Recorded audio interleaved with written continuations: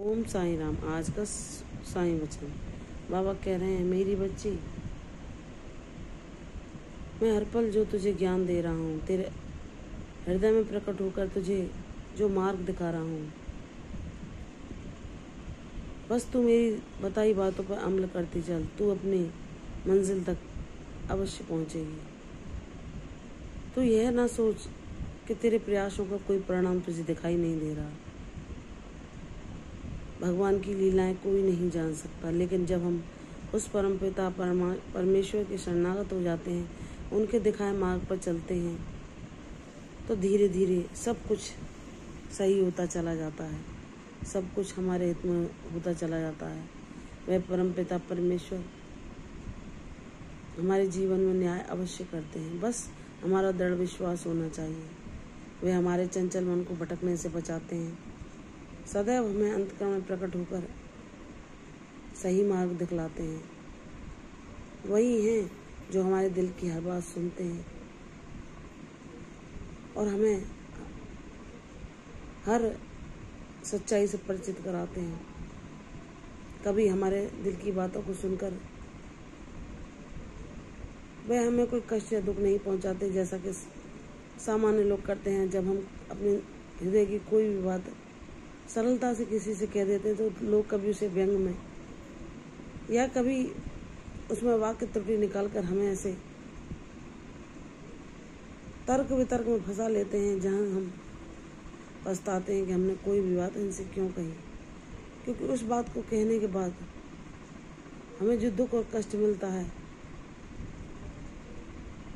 तो हम पछताते हैं कि हम क्यों उनको अपना मित्र समझे, क्यों अपने दिल की बातें उनसे साझा की। लेकिन परमपिता परमेश्वर साईनाथ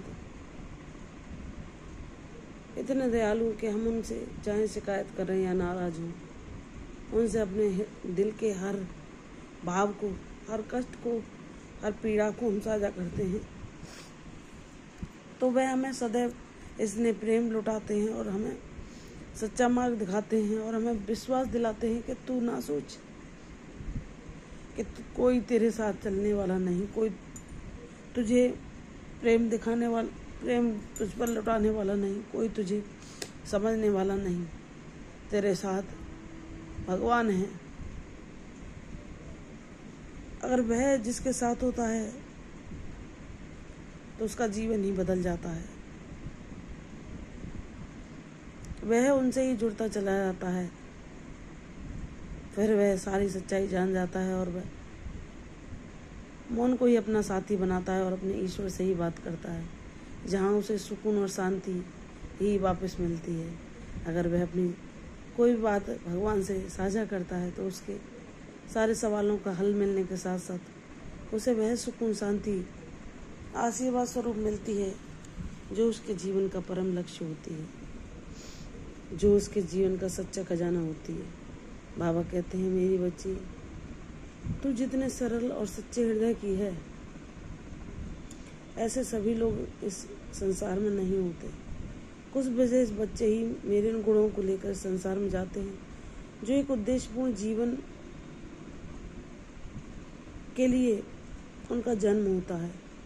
इसीलिए मैं उन्हें दया, करुणा, सरलता, निश्चलता, मानवता, प्रेम, सेवा, ऐसे गुणों को देकर संसार में भेजता हूँ, जहाँ वैसा सारी दुनिया से, जहाँ लोग अपनी स्वार्थ सिद्धि में लगे हैं, भौतिक आकर्षणों के पीछे पागल हैं, प्रतिस्पर्धा में लगे हैं, एक दूसरे की बातों को करने में बहुत रुचि आती है, उन लोगों से तुम स्वयं को अलग पाती हो। क्योंकि मेरी बच्ची, तुम एक विशेष उद्देश्य लेकर इस दुनिया में आई हो। तुम्हें सबको प्रेम, सेवा देनी है। तुम्हें जो भी जीव तुम्हारे पास आए, जो भी प्राणी, जो वह दुखी हो या किसी कष्ट में हो, तो तुम्हें उसे अपनी वाणी से, अपने कर्मों से, अपने सेवा भाव से उसे सुकून पहुंचाती हो। क्योंकि तुम ईश्वर की बच्ची हो, तुम पर ईश्वर की कृपा है। ईश्वर ने तुम्हें अपने गुणों से नवाजा है, अपने गुण देकर इस संसार में भेजा है, ताकि तुम भगवान की पूजा को लोगों तक पहुंचा सको। जिसका नाम है मानवता, सबकी सबसे प्रेम बांटना, सब में ईश्वर का दर्शन करना, सबके दुखों को दूर करने का प्रयास करना, जितना संभव हो सबको अपने सेवा भाव से सुख शांति पहुंचाना, यही ईश्वर के बच्चों का कार्य होता है। चाहे लोग उन्हें मूर्ख समझें, उनका उपहास उड़ाएं या उनके भोलेपन को, उनकी बेवकूफ़ी समझकर उनका व्यंग बनाएं, उन्हें कुछ फर्क नहीं पड़ता, क्योंकि वे ईश्वर के बच्चे हैं। ईश्वर हर पल उनका साथ देते हैं। कोई बाधा, कोई रुकावट, कोई षड्यंत्र उन्हें रोक नहीं सकता। ईश्वर को जहाँ उन्हें पहुँचाना होता है, जो कार्य उनसे कराना होता है, वह भूमिका ईश्वर स्वयं ही बना देते हैं। उनकी योजना कोई नहीं जान सकता। ईश्वर जिसके जीवन को अपने हाथों में ले लेते हैं, उसका उद्धार कर देते हैं। तुम वही परम सौभाग्यशाली बच्ची हो मेरी, जो लोगों को करुणा प्रेम देने के लिए संसार में आई है, सबको सच्ची पूजा सिखाने आई है। मानवता जिसके जीवन का उद्देश्य है, जो हर पशु पक्षी प्राणी पेड़ पौधे जीव जंतु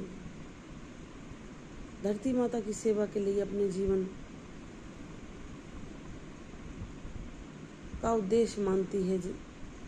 मेरी बच्ची, तुम अपने प्रयासों को करती रहो, मैं हर पल तुम्हारे साथ हूँ। कौन क्या कहता है, कौन तुम्हारे बारे में क्या सोचता है, इससे तुम्हें कुछ लेना देना नहीं। तुम्हारे साथी तुम्हारे बाबा हैं। तुम्हारा चंचल मन जब भटकाता है तुम्हें, अगर कोई कुछ गलत बोल रहा है, किसी को ज्ञान नहीं तो तुम उसे बताना चाहो, लेकिन उनके अगर अभिमान को ठेस पहुंचती है तो बाबा कहते हैं मौन धारण करो। जिसको ज्ञान की आवश्यकता होगी, यह ज्ञान उसी को मिलेगा, हर किसी को नहीं। कौन कब कैसे सुधरेगा, यह ईश्वर जानते हैं। हम किसी को सुधार नहीं सकते। भगवान ही जिसका उद्धार करना चाहें वही सुधरता है। इसलिए हमें व्यर्थ जगह पर प्रयास नहीं करने चाहिए, जहाँ लोग ज्ञान लेने के लिए आतुर ही नहीं, वहाँ अपना ज्ञान नहीं लौटाना चाहिए। सब कुछ ईश्वर पर समर्पण करके सिर्फ उनके नाम जाप और भक्ति में ही अपने मन को लगाना चाहिए। सबको वाणी से अपने कर्मों से सुख पहुँचाते रहना चाहिए, क्योंकि वह सुख, वह प्रयास हमारे बाबा को प्रसन्न करता है और यही उनकी सच्ची पूजा है। मेरी बच्ची, तू परम ज्ञानवान है और मैं तेरे जीवन से सारी चुनौती को समाप्त कर तेरे जीवन में वह सो अवसर भेजूंगा जहाँ तू वह मौके को पाकर अपने जीवन में स्वावलंबी बन सकेगी और सर उठाकर अपने निर्णय लेने की क्षमता तुझ में आ जाएगी। विश्वास रख, सब कुछ तेरे भले के लिए हो रहा है। शीघ्र ही तेरे जीवन में वह अवसर आएगा जो तुझे सारे कष्टों से मुक्ति प्रदान करेगा। मुझ पर विश्वास कर, तेरी जीत आश्चर्यजनक होगी। प्रसन्न रहो, यशस्वी हो, दीर्घायु हो। कल फिर आऊँगी साईं वचन में, तब तक के लिए ओम साईं राम।